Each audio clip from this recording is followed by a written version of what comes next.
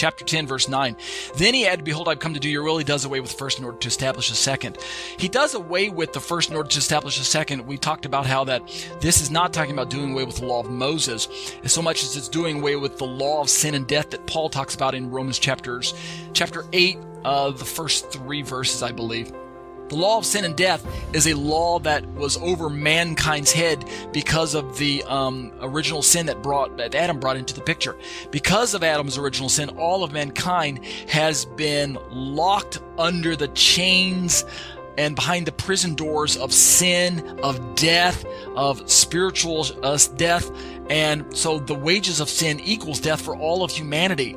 And therefore, it requires an eternal sacrifice in order to come and sever the tie, the legal tie that sin has over mankind. We're talking legal terminology. We're talking courtroom language when we talk about doing away with first and establishing the second. This very emphatic language that I keep talking about, that I've talked about in previous passages.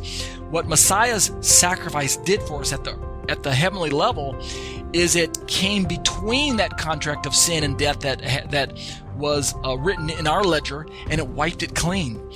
We had a bill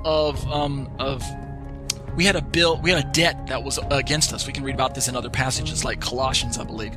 And there was a debt that was that needed to be nailed to Messiah's cross.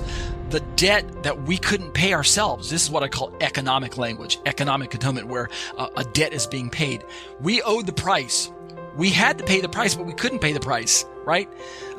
Because we're not perfect. And our sacrifice wouldn't accomplish anything, even if we were to offer ourselves up on the altar. It just wouldn't work.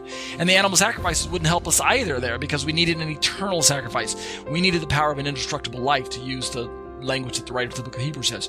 So what he's saying in chapter 10, verse 9, that he does away with, this is the will of God, when he says, behold, I've come to do your will. Yeshua does away with the first contract of death in order to establish the second contract of life. The Torah itself is not the contract of death.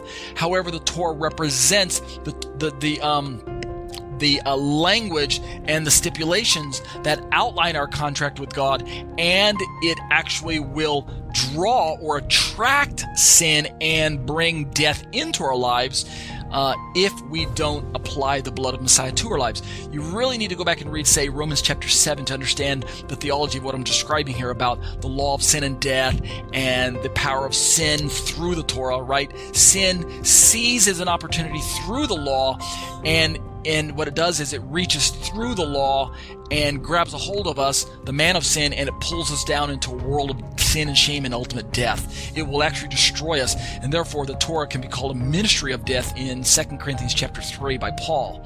But it's not the law itself that's bad. Go back and read Romans chapter 7 again. Is the law sin? God forbid. Me genoitag, Paul says in Romans chapter 7. It's not the law that's sin. In fact, the law is holy, just, and good, he says in that same chapter of Romans.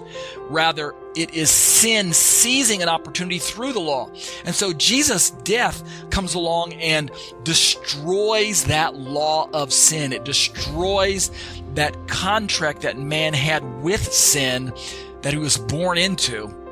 And that's what we talk about, doing away with the first, the proton, in order to establish the deuteron, the deuteros, the second.